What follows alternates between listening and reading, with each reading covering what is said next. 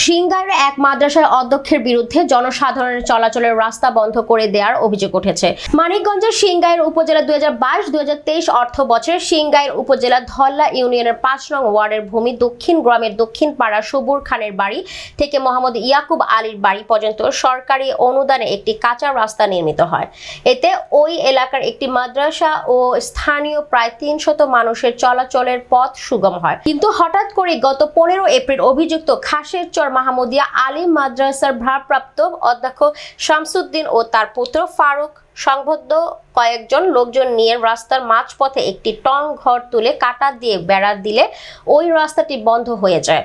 রাস্তাটি বন্ধ না করতে তার আপন ভাই সহ এলাকার লোকজন নিষেধ করলেও তাতে তিনি কর্ণপাত করেনি। এতে চলাচলে পুরোপুরি বিপাকে পড়েছে ওই রাস্তা ব্যবহারকারী প্রায় 300 স্থানীয় লোকজন ও মাদ্রাসার পড়ুয়া ছাত্ররা। শামসুদ্দিনের আপন ভাই মোহাম্মদ ইয়াকুব মোল্লা বলেন, আমার ভাই হয়েও আমাদের চলাচলের একমাত্র রাস্তাটি ঘর তুলে বন্ধ করায় কেউ বাড়ি থেকে বের হতে পারছে না।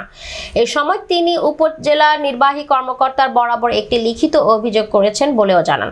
এরই মধ্যে ধল্লা ইউনিয়ন পরিষদ চেয়ারম্যান মোহাম্মদ জাহিদুল ইসলাম ভূঁইয়া ঘটনাস্থল পরিদর্শন করে রাস্তা থেকে কাটা সরিয়ে দিলেও বর্তমানে টং ঘরটি থেকে থাকায় রাস্তাটিতে চলাচলের অনুপযোগী হয়ে রয়েছে। পায়ে হাঁটা এই রাস্তাটি এলাকাবাসীর জন্য গুরুত্বপূর্ণ বিধায় সরকারি বরাদ্দে নির্মাণ করা হয়েছিল। স্থানীয় এলাকাবাসীরা আরও জানান, শামসুদ্দিনের বিরুদ্ধে খাসের চর মাহমুদিয়া আলী মাদ্রাসায় বিভিন্ন অনিয়ম ও ক্ষমতা অপব্যবহার সহ বিভিন্ন অভিযোগে প্রিন্ট ও ইলেকট্রনিক মিডিয়া বিভিন্ন সংবাদ প্রকাশিত হবার পরেও তাহার অন্যায় কর্মকাণ্ড যেন দিন দিন বেড়েই চলছে। এই বিষয় জানতে চেয়ে কাজী শামসুদ্দিনকে মুঠোফোনে ফোন করে তা বন্ধ থাকায় যোগাযোগ করা সম্ভব হয়নি।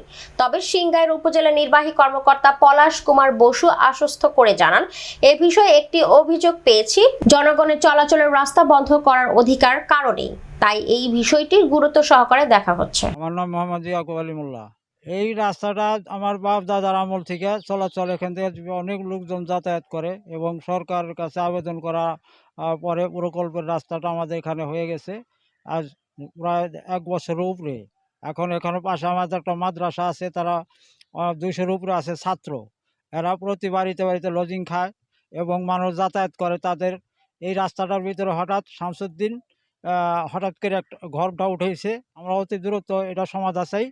আমার অভিযোগ আছে ইউনূস সাহেবের কাছে, কাটা কোটা দিয়ে এই শামসুদ্দিন রাস্তাটা অনেক অচল করে দিছিল। চেয়ারম্যান সেটা কাটা কোটা সরাই এখন কোনো রকম আমাদের ঘরের পাহাড়ি দিয়ে একটু যাওয়ার মতো উপযোগী করে দিয়ে গেছে। এই রাস্তা কিন্তু অনেক আগে থেকে, আমরা বিয়ের আগে থেকেও দেখতেছি এই রাস্তাটা মানুষ যা আসে, আমরা এসেও আমরা এই রাস্তা দিয়ে চলাফেরা করছি। কিন্তু হঠাৎ এই রাস্তাটা বন্ধ করে দিছে শামসুদ্দিন মুন্সি, হে বন্ধ করে দিছে রাস্তাটা। বন্ধ করছে ভোরে কাটা দেওয়া বন্ধ করছিল, আমরা ঘর থেকে বাইরে পাইনি। এনে আমরা একটা আবেদন চাই যে এই রাস্তাটা যিনি খোলামেলা জিনিস পাই, এরা মানুষ জিনিস পাই, সরকারের জায়গায় সরকারের যিনি আমাকে রাস্তাটা খুলে দেয়। আমার নাম হানিফ মোল্লা। তো জন্মের পরে থেকে এই রাস্তাতে চলাফেরা করি। কমপক্ষে আমাকে বয়স 65 হয়ে গেছে। আমরা শুরুর থেকে চলাফেরা করি। হঠাৎ করে তারপরে একটু আগে রাস্তা ছোটো ছিল, আমরা সরকারের কাছে আবেদন করে যেমন হোক চেয়ারম্যান মেম্বার এই রাস্তা আমাকে একটু বান্ধিয়ে দিছে। ওর সঙ্গে এবারে জমিওয়ালা কিছু বলে না, এখন 1 বছর পর এই রাস্তাটা আটকাই দিছে। আমাকে সরকারের কাছে আকুল আবেদন, আমাকে এই রাস্তাটা যেন উন্মুক্ত করে দেয় আমাকে চলাফেরার লিগে। মোহাম্মদ শাহিদ আলী। ঘটনা হয়েছে আমাকে এই রাস্তাটা একের বাপদাদার আমলেতে এই জায়গাতে শত শত মানুষ চলাফেরা করে। যখন নাকি আমাকে ওই রাস্তা না ছিল তখন এই রাস্তা আরও চালু আসলো। এখনও আমার পাশে একটা মাদ্রাসা আছে, মাদ্রাসায় 200-250 ছাত্র তারা এখান থেকে যাতায়াত করে। তারা এবারই লজেন্স খা, এই বৃষ্টিপাত আইলে পথে তারা হাঁটতে পারে না। তাইতে আমরা যেমন চেয়ারম্যানের কাছে আবেদন করে ইউনিয়ন কাউন্সিল তো সরকারের মাধ্যমে আমরা এই রাস্তাটা মাটি ফেলাইছি বৃক্ষ দিয়ে।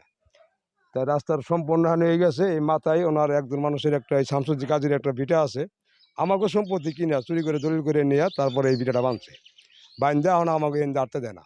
এই যে গড্ডা উঠেছে, হঠাৎ করে এই গড্ডা উঠেছে রাস্তার মাথায়, এই গড্ডা উঠেছে রাস্তাটা আটকাই দিছে।